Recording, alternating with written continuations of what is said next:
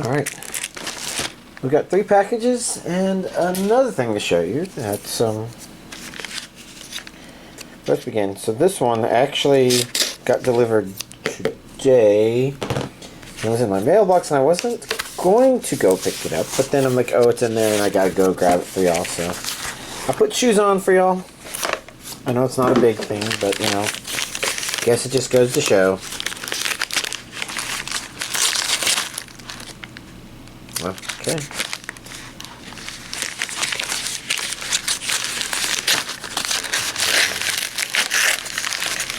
Down.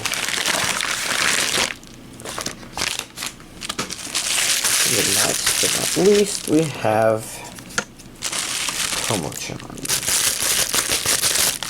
I mean, I guess maybe that's a spoiler alert. That's what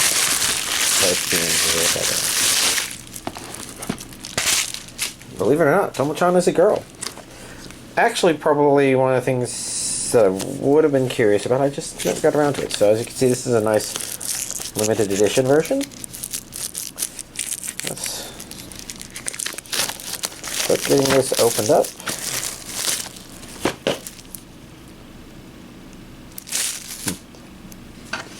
Felt a little weird, but let's take a look at the box itself. This is the complete season, and I guess it's gonna say there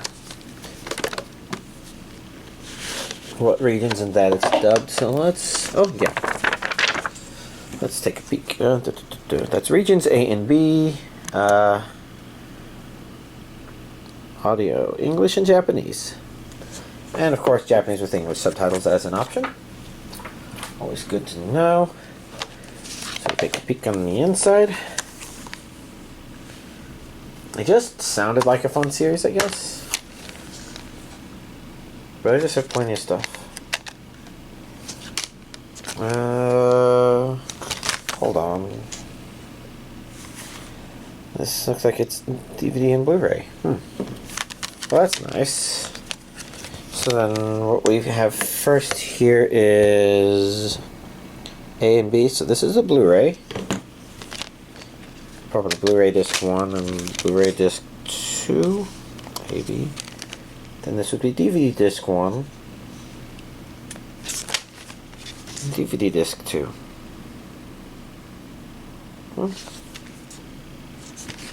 That honestly looks like a really fun batch of characters on the back there.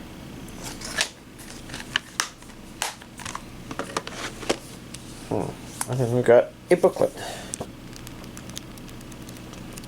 I see some comics, artwork, text. A couple of sketches in there, it looked like, too. Pretty cool. It's in there tight enough, I'm not going to try and fit the other thing in there. And now let's look at the extras. This box contains 8 art cards and 2 sticker sheets. Now let's take a look at all of them. And I do think they'll all be there. So these look like the sticker sheets here.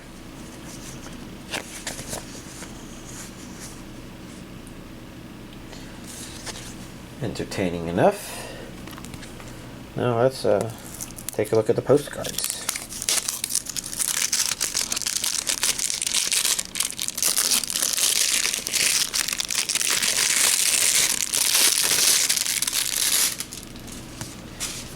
Okay, so we've got a lot of familiar looking artwork, because I do believe they used a lot of this for the DVD set itself, but here they are in nice postcard format for our everyday enjoyment. Pretty cool stuff. Next up, both of these are The Boy and the Heron. As you can see, this one is a Blu-ray DVD combo, and this one is a Blu-ray 4K Ultra HD. So, you know, as a collector, the collector that I am, I got both. Blu-ray Region A. DVD we always assume is encoded.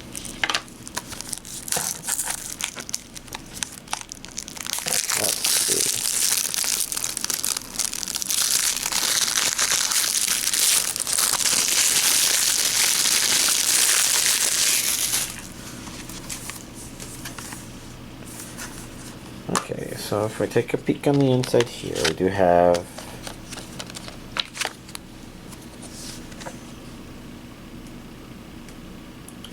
well, that probably says exactly what it is, but I'll be honest, I can't read what it says. It says, no, that actually just says G Kids. One of these is the Blu-ray, the other one is the DVD. That's the DVD, and that's the Blu-ray. Oh look, the Blu-ray thing is blue. Who'd have thunk? But before we close that, let's take a look at all this stuff. So the problem we have, stuff that's on DVD, Blu-ray, and steelbook. So this is a list of stuff. Good. Oh, I did not look at the insert. Not that I know what that is, but clearly something cute that's inside the show itself. This feels like a poster.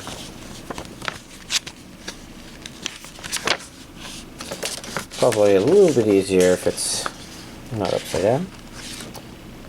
It's actually some pretty neat colors. Some good relaxing greens. And finally we have this, which this is pictures. Some very Studio Ghibli-esque stuff. Before I close this, I want to open the steelbook here.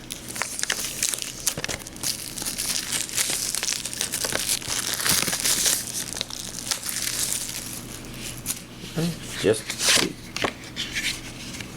this is the back here. I wonder if there's anything interesting there. It says region A, but that's probably, I think this probably came with the Blu-ray as well, which is kind of why I want to see, you know, how these both compare. My guess is this is the 4K.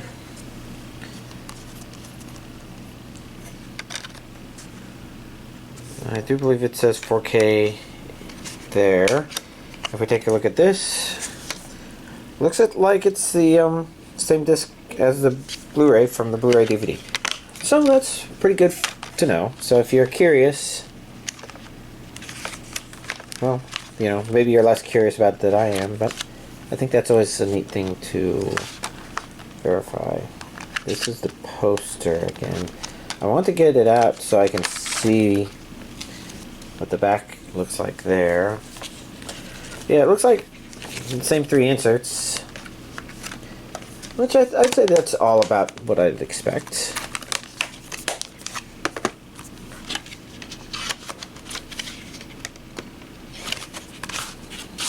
Alright, so we've got that and that. And then last but not least, we have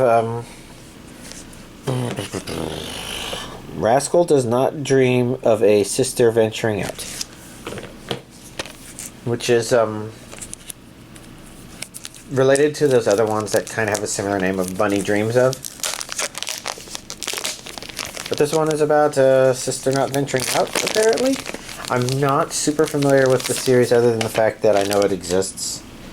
But if I were challenged to know what it was, I might be able to remember the synopsis of the first one, or at least what happened in the first episode.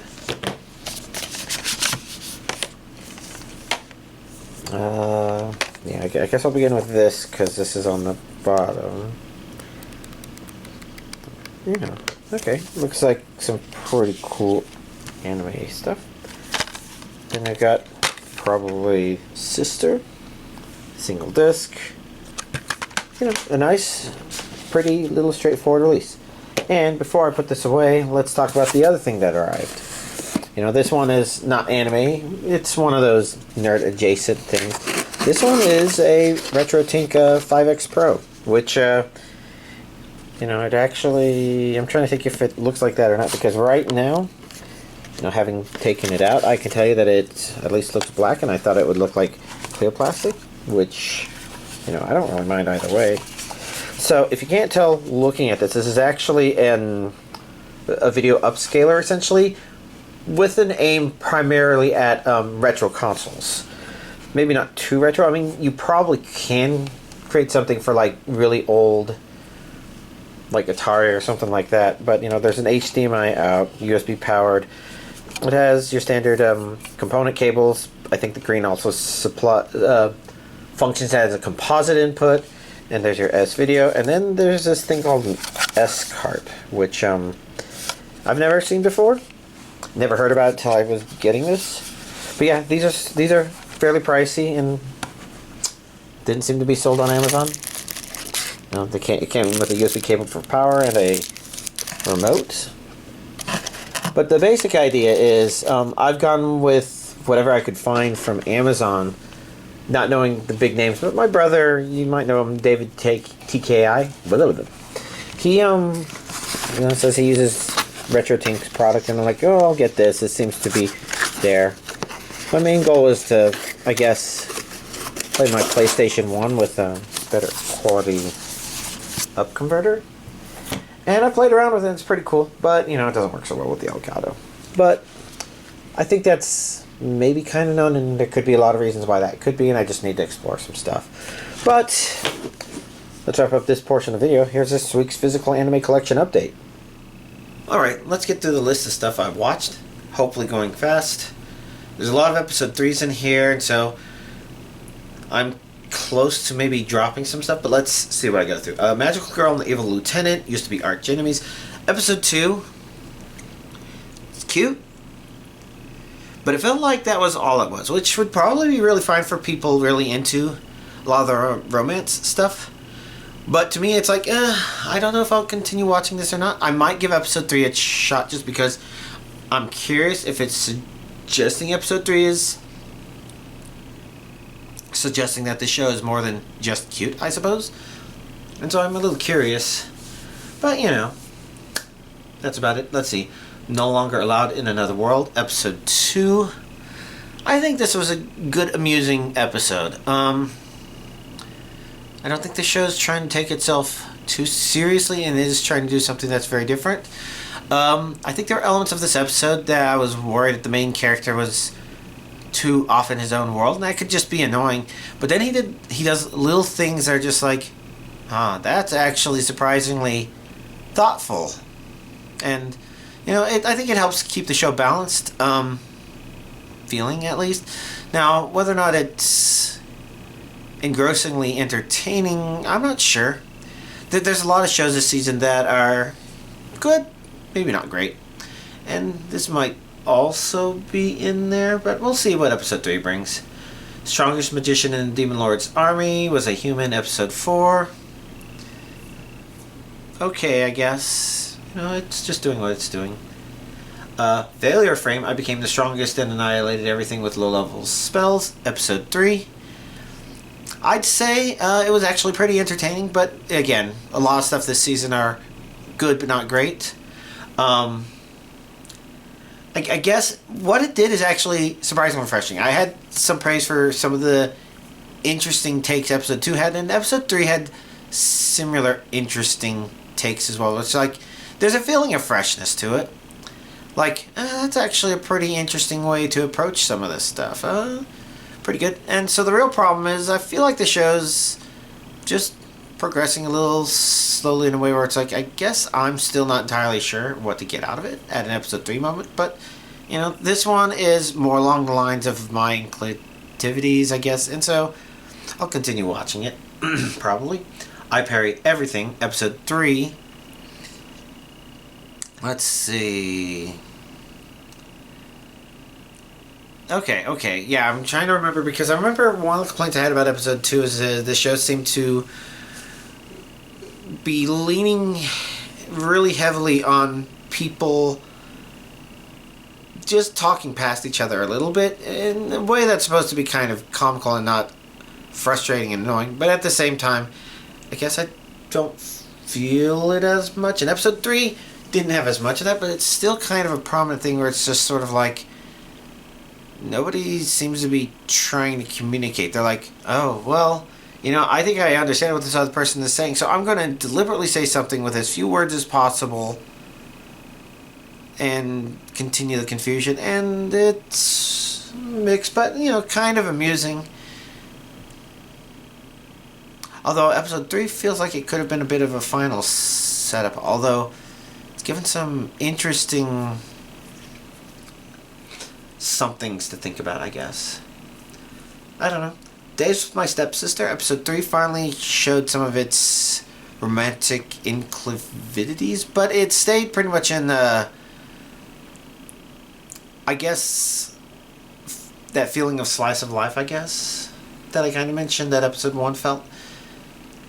And it maybe dipped into it a little bit. And if this was an entire show about these two people never being in a romantic relationship and just learning how to be step siblings, you know, at this point I could totally believe that, because then the are they going to start dating thing could have just been,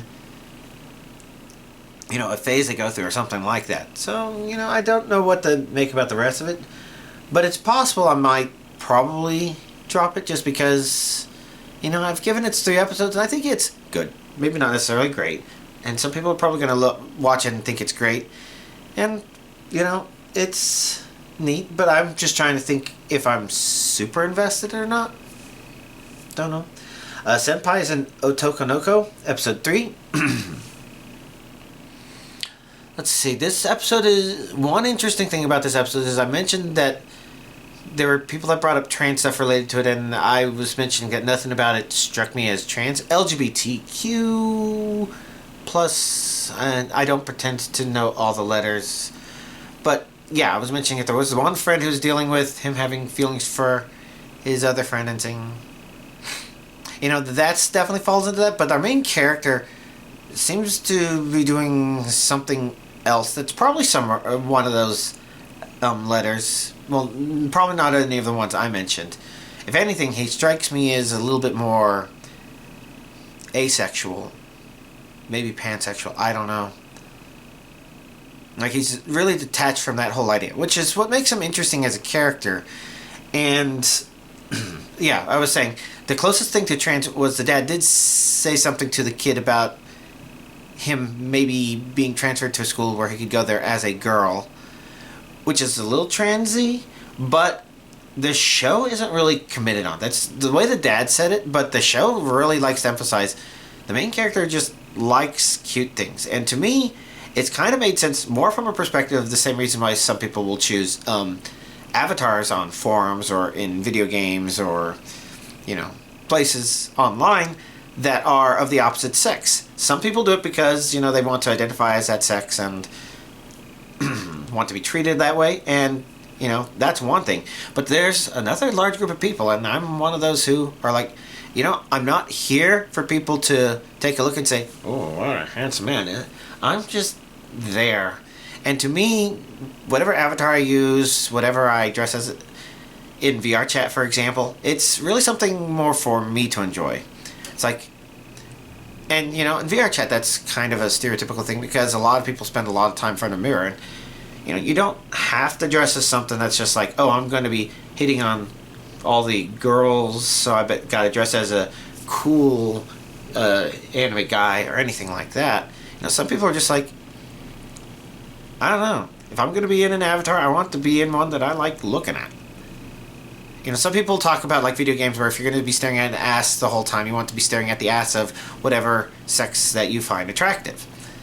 And I don't think it's limited to that, but that's kind of the more crass and direct, I guess, approach to it.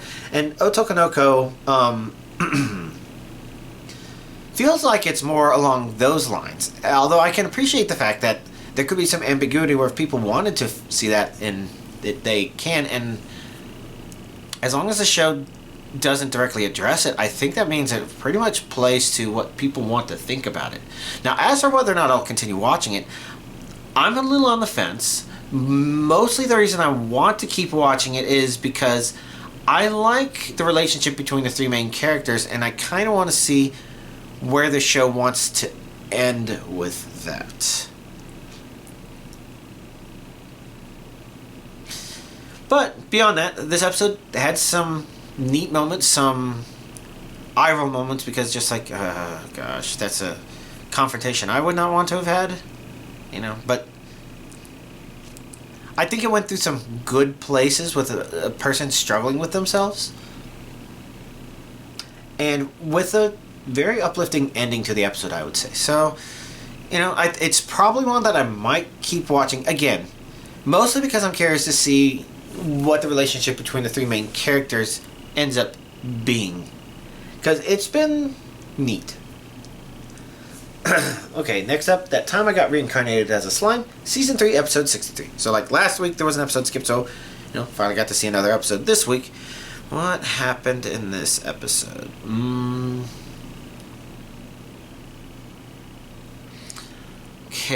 Okay, I kind of remember some of the stuff. Oh yes. I guess entertaining enough stuff. Some more world building, I guess, for slime purposes. A little bit of village building in there.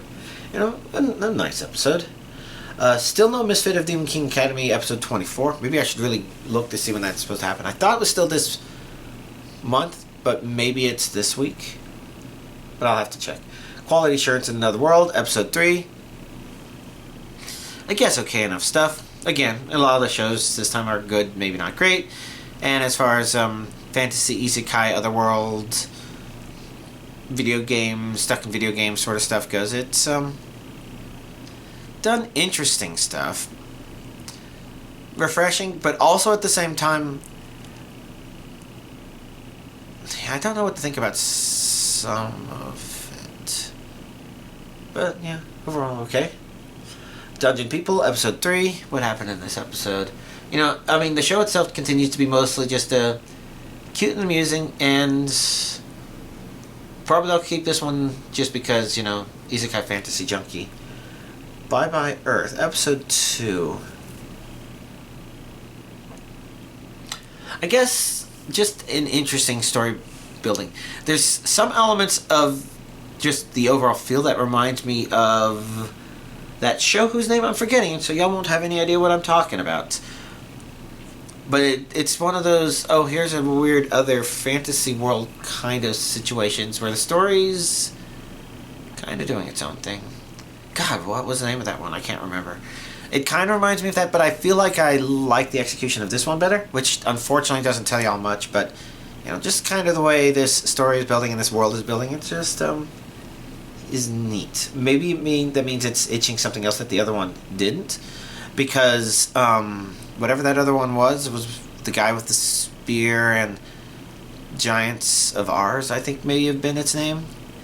I think that one actually has a lot of appeal, especially to people who like we just found a mysterious magical girl. And not a literal magical girl, but, a mysterious girl with some magically interesting stuff. That one had its own interesting stuff. But something about the way the world in Bye Bye Earth is building feels a little more interesting to me. I think that says more about me than the show, though. Let's see. I did not watch My Wife Has No Emotion, episode 4. I mentioned that I might watch it because swimsuit episode, and I can be into swimsuits. But, everything else about the show, I kind of feel like, I gave it a good shot and don't feel like going on. Dolly and Bloom, Crafting a Fresh Start with Magical Tools, episode 3. It's pleasant. It's nice to watch. I think there's just a very legitimate complaint that it's the end of the third episode, and if you measure things by 3 episodes, then episode 3, it's really hard to tell what kind of show this is going to be for the next 9-ish episodes, because it's taken this long to get to where this show described the basic premise of the show. And so at this point, you'd probably be judging it on, I kind of like the way it did things, and that could be fair, but I think for everybody else, it's like, yeah, it's fine enough, but is it going to keep me interested? Is it going to do interestingly dynamic stuff? Are the relationships going to be interesting? And, there's enough there to be interesting, but it still took 3 episodes to get as far as it did, and it's really hard to measure. But, I definitely like what happened at the very end. A good stinger, I suppose. But if people drop it after the 3rd episode, then it's probably because it just wasn't convincing enough, I guess. I ended up not continuing A Nobody's Way Up to an Exploration Hero, so my Isekai Fantasy junkiness can only go so far. I don't even remember what happened at the end of episode 3, if there was anything there to make me really interested to keep watching. It just sort of was doing its thing, and like I said, the main character just comes off as badly written, because it feels like he's not really doing anything, he just kind of gets pulled along. And I know that's not like 100% true, but it just feels that way. Sakuna of Rice and Ruin, episode 3. So I think the ratings for this one are starting to go down, and I can kind of understand why. The show still had a lot of potential going into episode 3, but episode 3, while it didn't destroy that potential, it did punch it 3 times in the gut and then kick it on the shin while it was on the ground. And then it came back and said, oh wait, sorry, maybe I shouldn't have done that. So the main problem, so episode 1 begins with none of the characters being that likable, you know, maybe kind of neat looking, but it's like titular character is a bit of an entitled brat. Bit maybe actually an understatement. But the humans are like, oh yeah, I'm gonna touch all these things. And then episode 2 is like, well, I guess we're getting to see some of the actiony stuff and her doing stuff, and I guess them beginning to set up rice farming. You know, kind of questionable how that setup was, since it was leaning heavily on the main character and trying to make everybody else seem they're a little bumbling.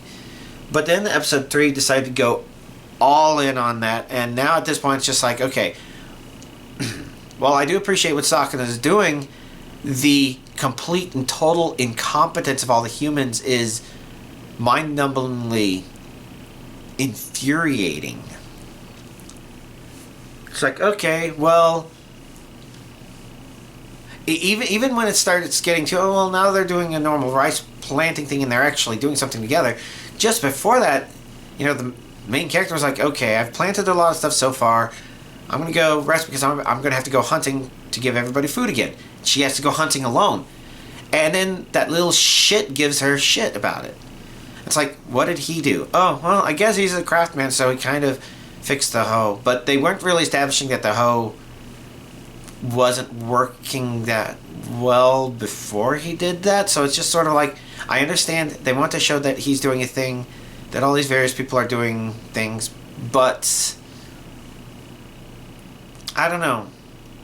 They're too reliant on her, and it just feels like she's babysitting a bunch of idiots who I feel should be able to do a better job.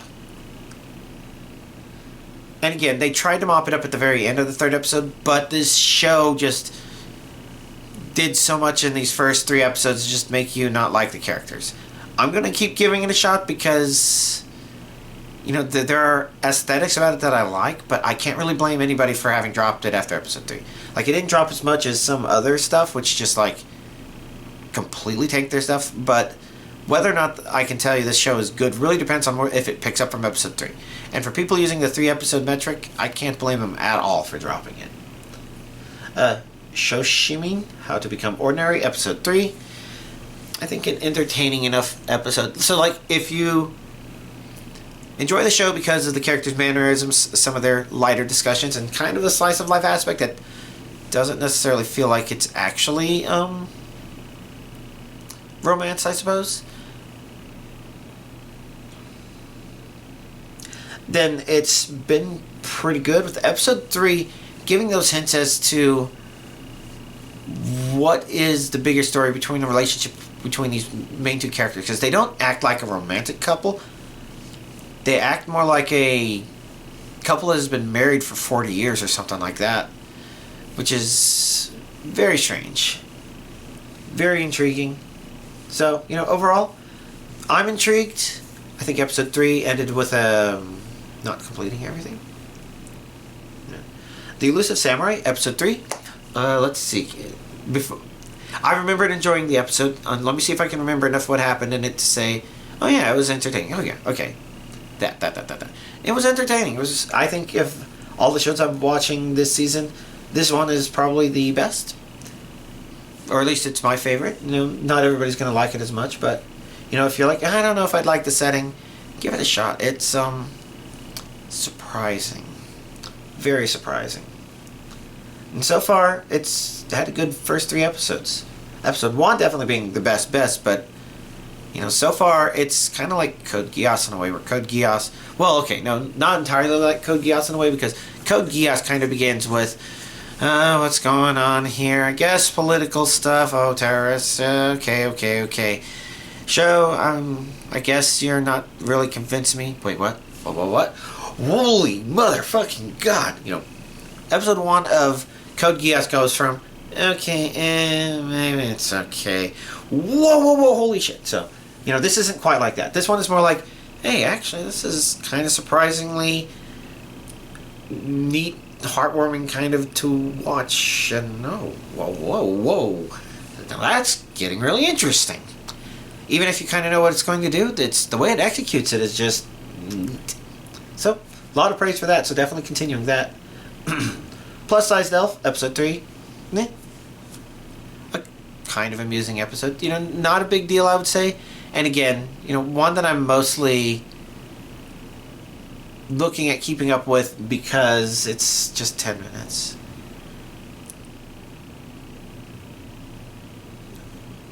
And it's just kind of amusing, I guess. But mostly 10 minutes. Why does nobody remember me in this world? Episode 2. I think it was a good episode. You know, this is a show that I really like the premise. I've yet to see if I feel like the premise is going to pay off, but I do feel like it hasn't done as much as a lot of these other shows to weaken the potential. But it's hard to compare like for like because only 2 episodes of it have aired. So, you know, good so far. Looking forward to episode 3. Makin Too Many Losing Heroines, episode 2. Kind of amusing. I say kind of. I think a lot of people into this genre are probably finding it gut-bustingly funny because it's pretty well executed for its premise. The characters are entertaining. It's actually doing a good job of just setting up a lot of amusing stuff. Really curious what it's going to do with that, so I might keep watching it because of that. I'm definitely going to give it an episode 3 since I'm giving so many series episode 3s. And then I'll decide. Actually, My Dear Moments. Episode 2, I think, very nice, I think.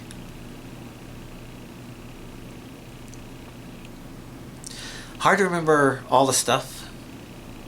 It's interesting because it kind of feels like it's supposed to be a bit of a dead world, sort of. But at the same time, the characters have done a lot. They did a lot of interacting.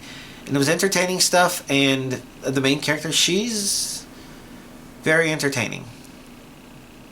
Maybe not like, oh, this show is great because you have to watch her. You know, she's just a very nicely designed character and very nice to watch.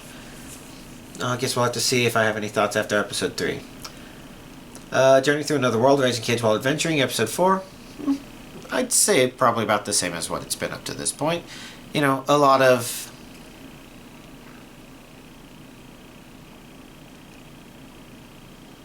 maybe straightforwardness in its execution, which again is very reminiscent of some other shows like I mentioned before. Do they really feel like kids? I don't know. But, you know, I guess it's just kind of neat, and there are the overpowered elements in there, and some of the neatness from this. Always great when a show has a main character that, you know, does some awesome cooking. You know, really like that. Not sure what else I have to think. I did not watch episode 3 of My Dear Friend Noko-tan. Part of the reason is because it slightly fell off of my radar in terms of things that I needed to watch. But I guess also because I don't know. I really should give episode 3 a try because I'm trying so many episode 3s. But while I thought the comedy in episode 1 was pretty great, episode 2 left me feeling a little bit more meh, I guess. And so because of that, I guess I just haven't started episode 3. Wisteria, Wand and Sword, episode 3. I'm beginning to wonder if this is supposed to be a show where there's just action every episode, because so far there's been action every episode. They've all actually been pretty entertaining to watch. You know, and above that,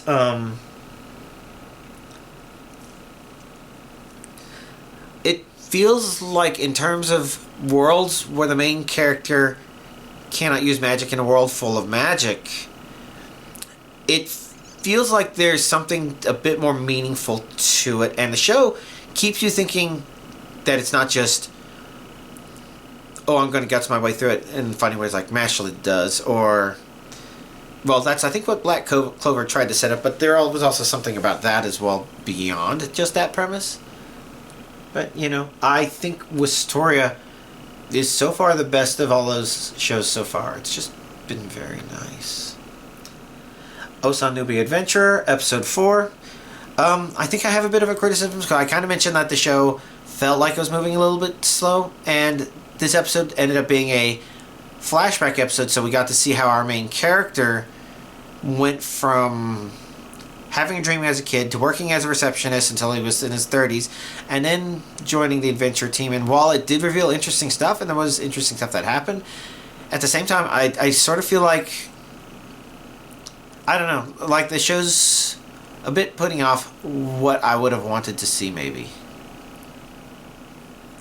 But, it's okay. Entertaining enough episode.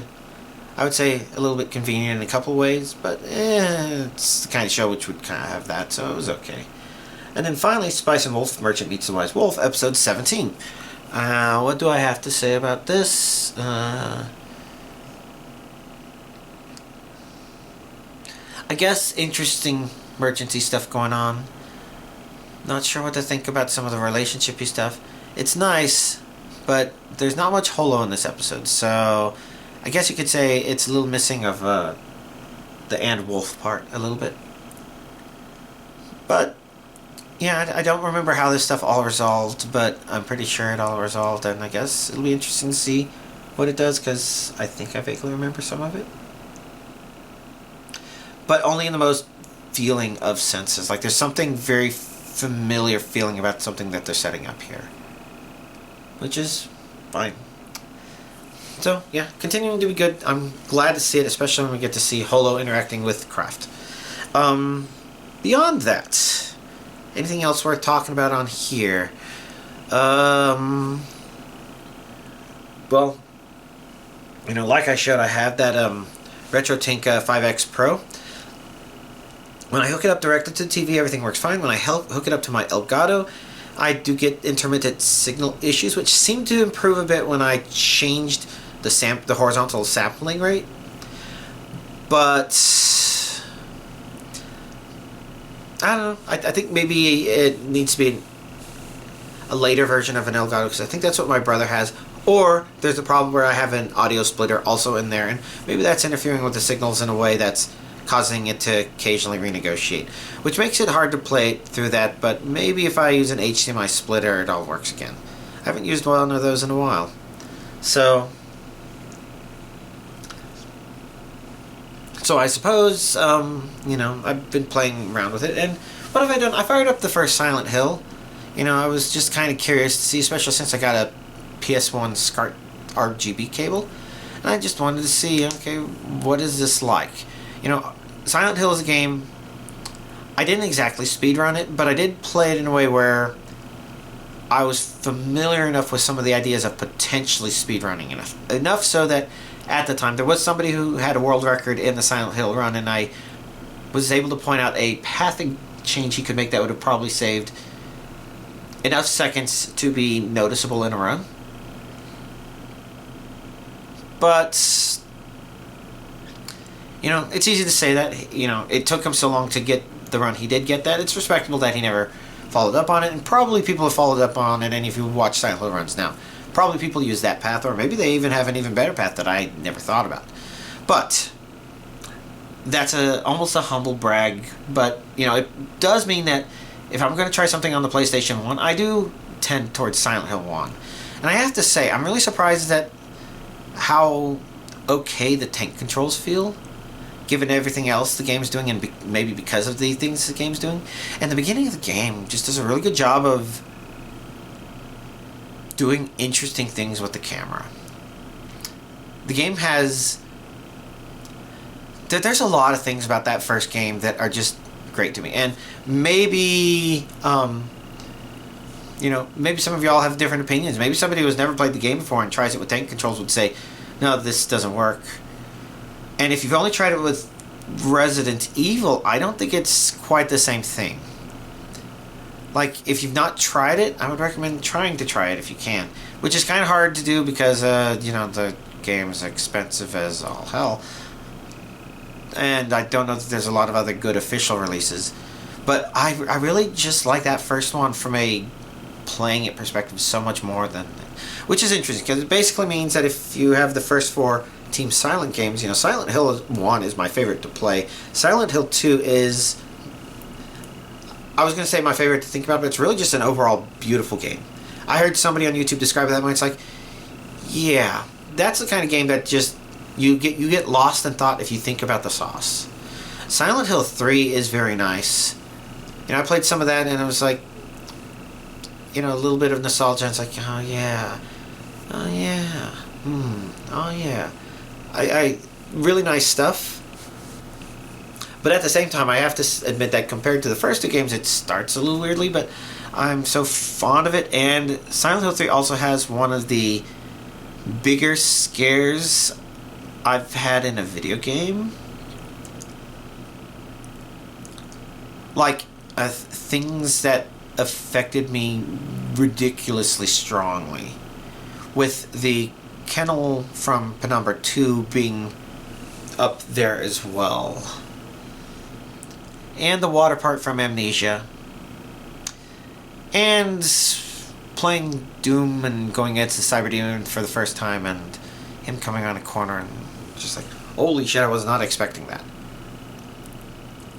We get trained a lot as kids, don't we? All us video game playing kids.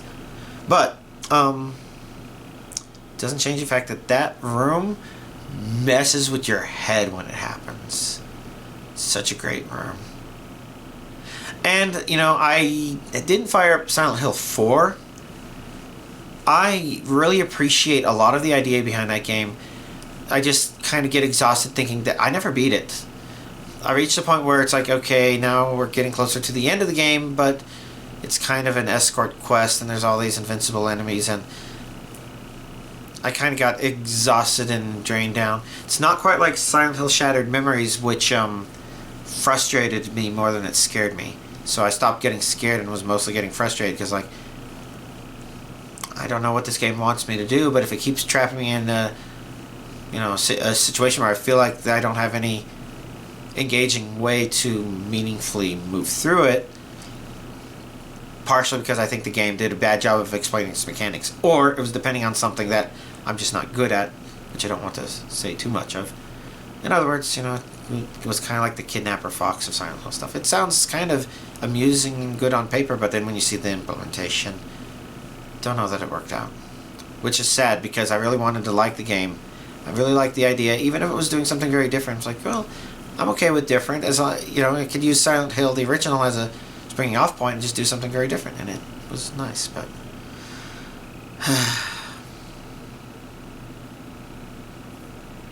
annoying. I don't know, that's a lot of video game stuff. Oh, I beat Starbound, so I finally did the final boss of Starbound, and it was okay, okay ending.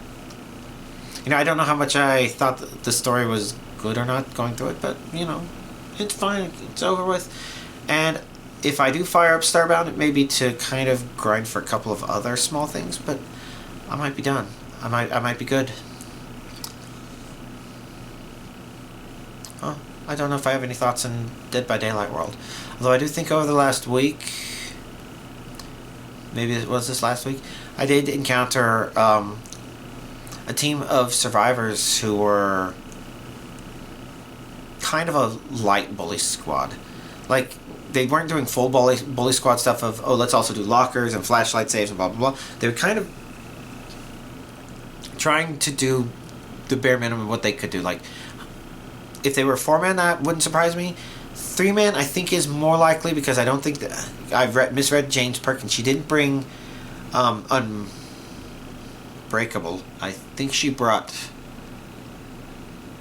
Borrowed Time, which makes her less likely, although that Jane did still participate in the shenanigans of hook sabotaging, trying to go down in places where it would be hard to hook, and I do believe she also had Boiled Over. But that one's hard to say because a lot of people just like to bring Boiled Over.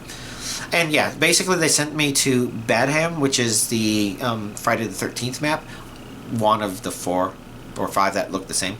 And you can kind of tell that they were working together, because they went in there expecting to not have to, knowing they were going to sabotage hooks, planning on bringing Boone Exponential so that it would be harder to keep them slugged, The David had no mither. You know, there were a couple boiled overs.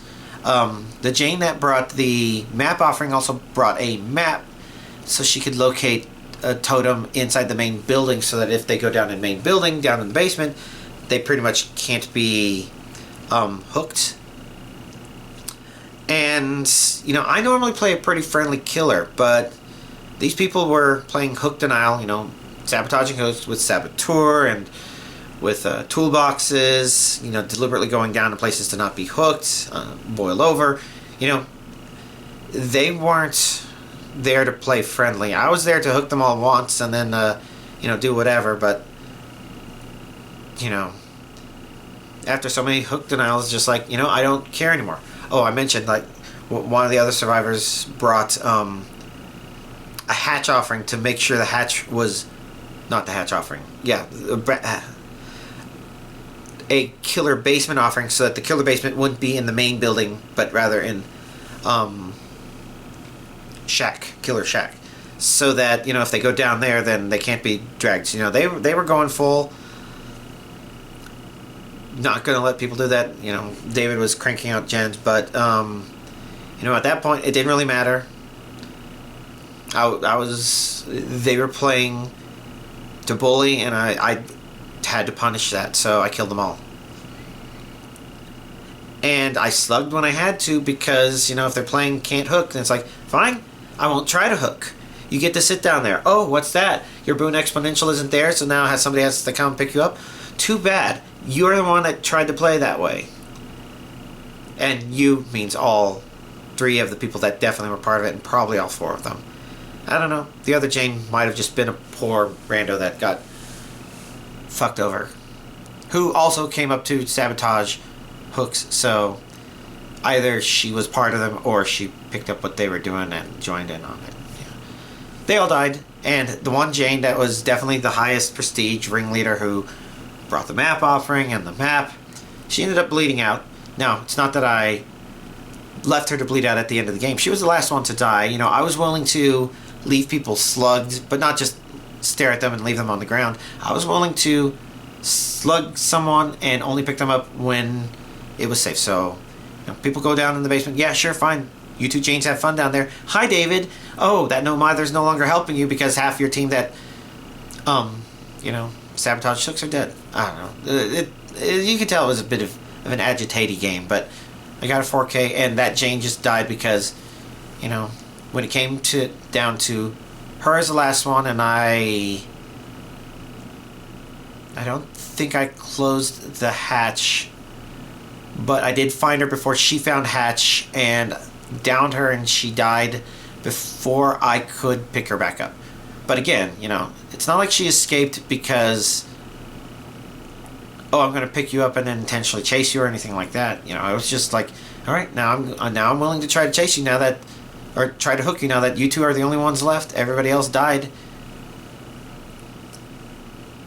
Yeah. Anyways, after that, I had to play a little more extra friendly because I don't like killing people like that. I'm okay with killing bots, though. Bots get to die. I don't know. That was a bit of a rant, wasn't it? But, you know, I've already gone on long enough. I should wrap this up and start processing the video. Y'all, have a nice week.